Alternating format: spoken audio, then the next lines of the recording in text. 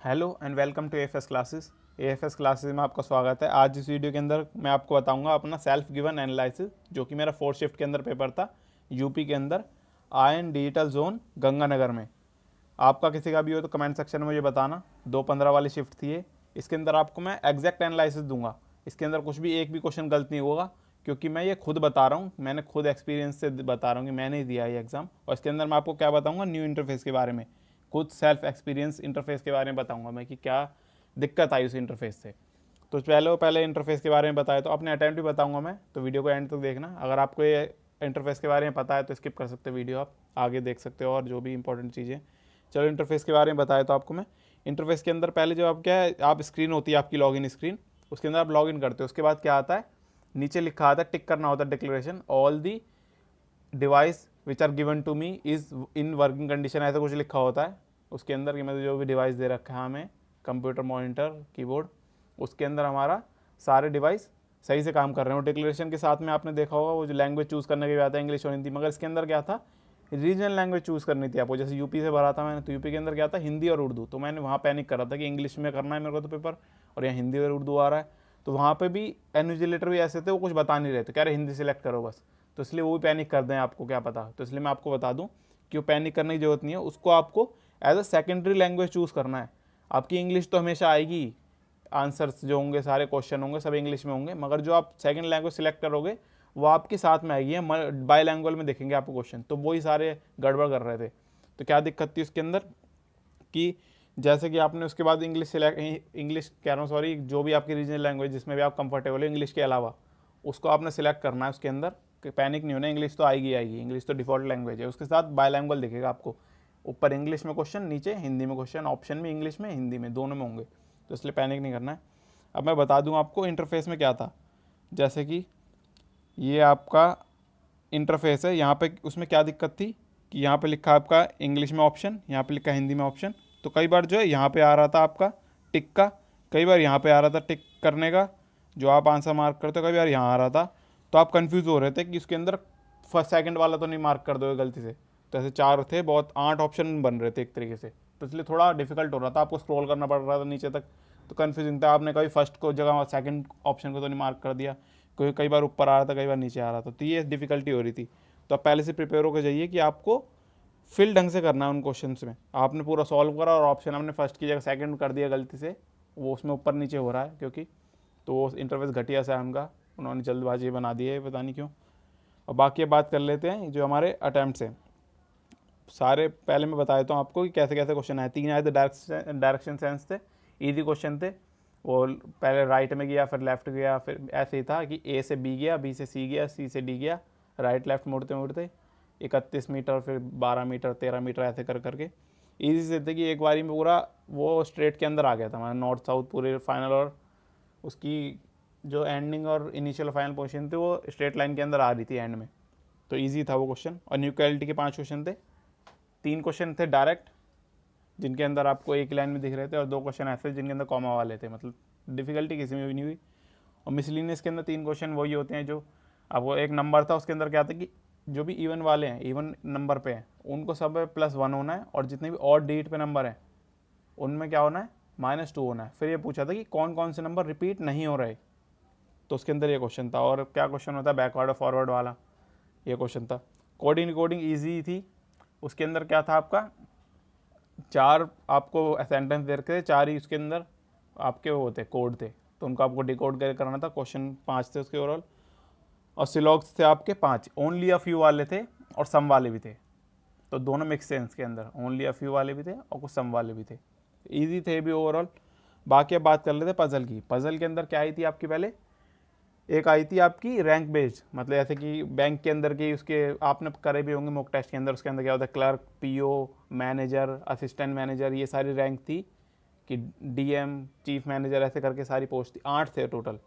तो उनको अरेंज करना था, ए बी सी डी, ऐसी ए बी सी डी या फिर पी क्यू आर एस थे कुछ, वो 8 लोग, उनको अरेंज करना था उनकी रैंक वाइज।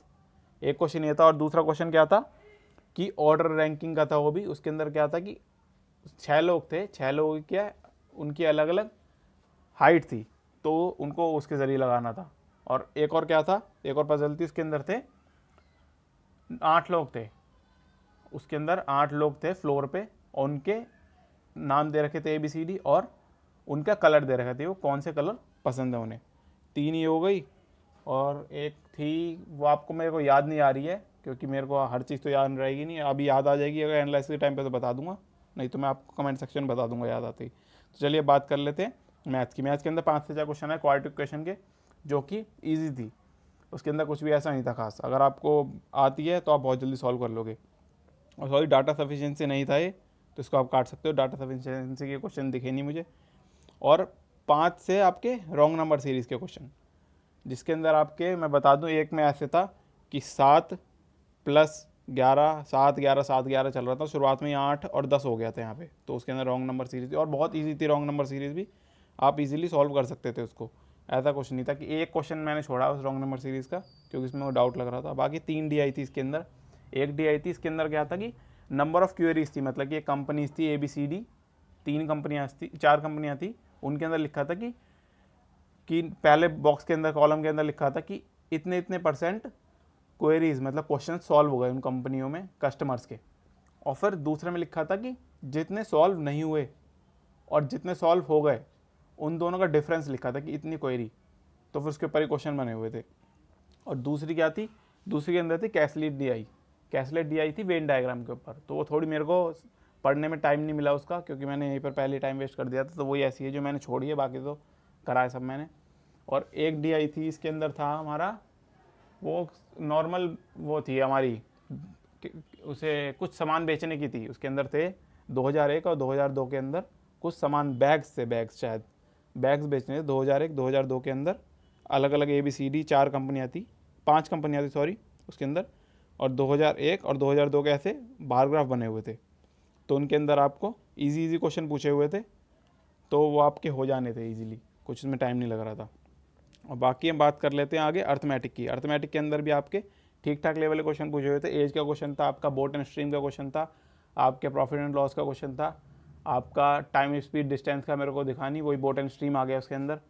बाकी आपका SICI का क्वेश्चन था उसके अंदर, आर की वैल्यू पूछी थी इसके अंदर आपकी कि कितनी आर की वैल्यू, उसके अंदर दे रखा था SI कितना था आपका, 5 साल के अंदर 3000 SI था और 2 साल के अंदर 2200 कंपाउंड इंटरेस्ट था, तो आपको उससे प्रिंसिपल निकल जाना था आपका 2200 जो दे रखा था 2 साल का आपका CI, और सेम इंटरेस्ट रेट था दोनों का R, तो कंपेयर करके निकाल सकते थे आप उसको रेट भी।